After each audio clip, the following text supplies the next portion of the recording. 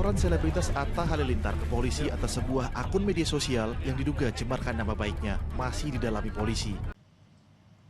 Saudara, selebritas aktor sekaligus aktor Hamis Daud datangi Polres Jakarta Selatan terkait laporan kasus pencemaran nama baik yang dilakukan sejumlah pemilik akun medsos.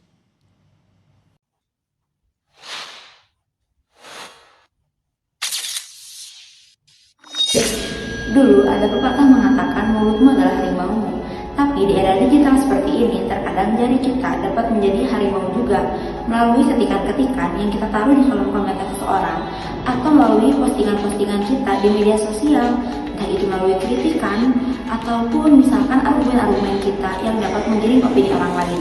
Padahal di Indonesia sendiri sudah terdapat undang-undang atau dasar hukum yang mengatur bagaimana cara kita beretika di media sosial, yaitu termuat dalam UU ITE atau Undang-Undang Nomor 11 tahun 2008 tentang informasi dan transaksi elektronik yang telah beberapa kali mengalami perubahan dan terakhir itu melalui Undang-Undang Nomor 1 tahun 2024 dan dimana itu juga menjadi dasar hukum utama kita untuk landasan hukum yang mengatur berbagai aspek dan aktivitas digital termasuk bermedia sosial, yang dimana dalam UU ITE tersebut terdapat beberapa pasal yang mengatur bagaimana cara kita beraktivitas di media sosial.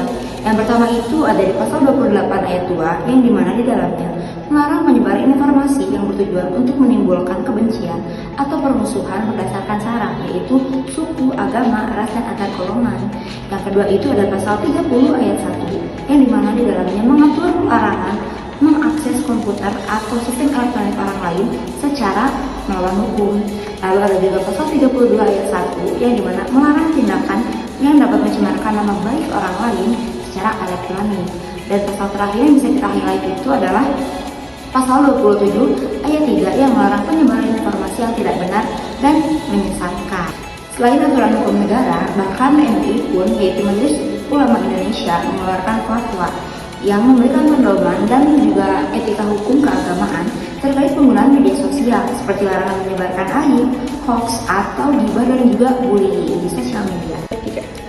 Adapun prinsip-prinsip etika bermedia sosial, yang pertama itu gunakan bahasa yang baik dan sopan, dari bahasa yang kasar, menyinggung ataupun merendahkan orang lain. Lalu ada juga verifikasi informasi, cek kebenaran suatu berita atau informasi sebelum membagikannya kembali kepada orang lain untuk mencegah penyebaran berita hoax. Lalu hargai karya orang lain, cantumkan sumber kredit saat mengunggah karya cipta orang lain untuk menunjukkan apresiasi kita terhadap pencipta karya tersebut. Lalu berkontribusi secara positif, manfaatkan media sosial itu untuk berbagi hal positif seperti pengetahuan, inspirasi, ataupun dukungan.